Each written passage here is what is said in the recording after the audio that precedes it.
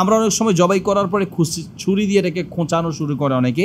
কোরবানির পশু জবাই করার সময় এক পশুর সামনে আরেক পশু জবাই করা উচিত না। কোরবানির পশু জবাই করার জন্য কণ্ঠনালী, যখন উট হবে, উটকে দাঁড় করানো অবস্থায় কণ্ঠনালীতে খোঁচা দিলে তার রক্ত পড়ে যায়, সেটা নিজে নিজেই মাটিতে পড়ে যায়। দাঁড় করানো অবস্থায় এটাকে নহর বলে। আর গরু, ছাগল, দুম্বা, ভেড়া বা মহিষ ইত্যাদির ক্ষেত্রে হচ্ছে এটাকে কেবলামুখী শোয়া ঠিক কণ্ঠনালী, অর্থাৎ একটা পশুর কান টান দিলে যেই বরাবর আসে, কানটা গলার দিকে টান দিলে ঠিক কণ্ঠনালীর পর্যন্ত মাথাটা আসে, এই কণ্ঠনালীর উপরেই। এরপর প্রশ্ন হচ্ছে কোরবানির পশু জবাই করার নিয়ম কি? কোরবানির পশু জবাই করার নিয়ম এটা আমাদের জানা খুব জরুরি। আসলে এই বিষয়টা না জানার কারণে আমরা অনেকেই নিজের কোরবানি নিজে না দিয়ে অন্যকে আমরা দায়িত্ব দিই। হ্যাঁ, অন্যকে দায়িত্ব দেওয়া জায়েজ আছে। নবী সাল্লাল্লাহু আলাইহি ওয়াসাল্লাম আলী রাদিয়াল্লাহু তাআলা আনহুকে নিজের কোরবানির পশু জবাই করার দায়িত্ব দিয়েছিলেন। এই হাদিস থেকে নিজের কোরবানির পশু চাইলে অন্যকে দায়িত্ব দেওয়া যায়, তবে নিজের কোরবানির পশু নিজেই জবাই করা উত্তম। এটা যদি আমরা একটু শিখে নিই তাহলে আমরা নিজেরাই নিজেদের পশু জবাই করতে পারবো। বাকি আপনি না পারলে আপনি মসজিদের ইমাম, মুয়াজ্জিন, খতিব বা যিনি জবাই করেন তাকে দায়িত্ব দিতে পারেন। তো জবাই কিভাবে করব? জবাই করার ক্ষেত্রে একেবারেই সহজ। অনেক সময় আমরা জবাই করতে চাই না, কারণ আমরা মনে করি যে দোয়া পারি না, তাহলে কিভাবে জবাই করবো? একদম সহজ, আপনি বিসমিল্লাহি আল্লাহু আকবার বলে জবাই করলে হয়ে যাবে। বিসমিল্লাহি আল্লাহু আকবার, অথবা শুধু বিসমিল্লাহ বলে জবাই করলেও জবাই হয়ে যাবে। বাকি পাশাপাশি অনেকগুলো দোয়া আছে। একটা দোয়া আছে যেন আল্লাহ কবুল করেন, এই মর্মে একটি দোয়া, আল্লাহুম্মা হাযা মিনকা ওয়ালাকা, হে আল্লাহ এটা আপনার জন্য এবং এটা আপনার পক্ষ থেকে পেয়েছি। এরপরে আল্লাহুম্মা তাকাব্বাল, আল্লাহ আপনি কবুল করুন বলে মিন যোগ করে তারপরে নামগুলো বলতে হয়। যেমন মিন্নি মানে আমার পক্ষ থেকে, মিন আহলি বাইতি আমার পরিবারের পক্ষ থেকে, অথবা যার পক্ষ থেকে জবাই করা হবে তার নামটা বলতে পারি, আল্লাহুম্মা তাকাব্বাল মিন আব্দুল্লাহ, আব্দুল্লাহর পক্ষ থেকে, মিন আব্দুর রহমান বা মিন উবাইদিল্লাহ ইত্যাদি যেই নামটাই আসবে সেই নামটা আল্লাহুম্মা তাকাব্বাল মিন বলে ওই নামটা আমরা উল্লেখ করব। এটা হচ্ছে জবাই করার সময় দোয়া বলার নিয়ম। জবাই করার ক্ষেত্রে পশুকে কেবলামুখী করে রাখা উচিত। কেবলামুখী করতে যদি একান্ত পারা না যায়, খুব শক্তিশালী পশু, কেবলামুখী করতে গেলে ছুটে যেতে পারে, তাহলে অন্যমুখী করে জবাই করলে অসুবিধা নেই, তবে কেবলামুখী করে জবাই করাটা মুস্তাহাব বা উত্তম। কোরবানির পশু জবাই করার সময় এক পশুর সামনে আরেক পশু জবাই করা উচিত না। কোরবানির পশু জবাই করার সময় আগ থেকেই ছুরিটা ধার দিয়ে নেওয়া উচিত, যাতে করে পশুর কষ্ট একটু কম হয়, এবং ধার দেওয়ার সময় পশুর সামনে ধার দেওয়া উচিত না।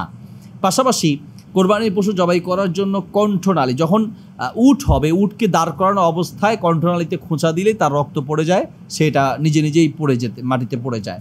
দাঁড় করানো অবস্থায় এটাকে নহর বলে।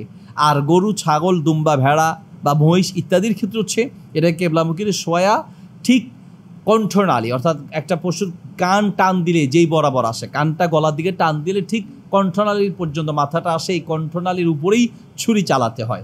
ছুরি চালাতে গিয়ে 3 বার 5 বার বা আরও কম বেশিও হতে পারে, অসুবিধা নেই।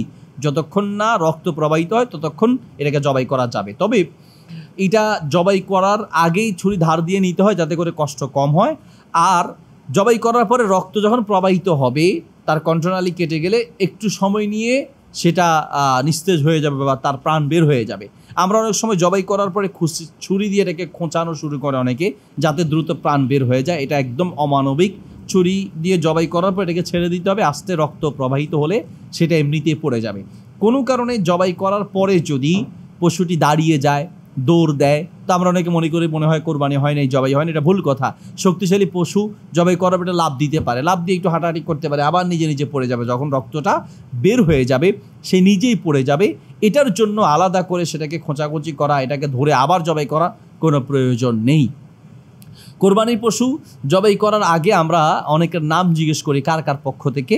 এটা ঝগড়া থেকে বাঁচার জন্য বা কার কার পক্ষ থেকে এটা নির্দিষ্ট হওয়ার জন্য চাইলে নাম উল্লেখ করে নেওয়া উচিত, বা উত্তম হচ্ছে নামটা জিজ্ঞেস করে নেওয়া যে কার কার পক্ষ থেকে জবাই হবে।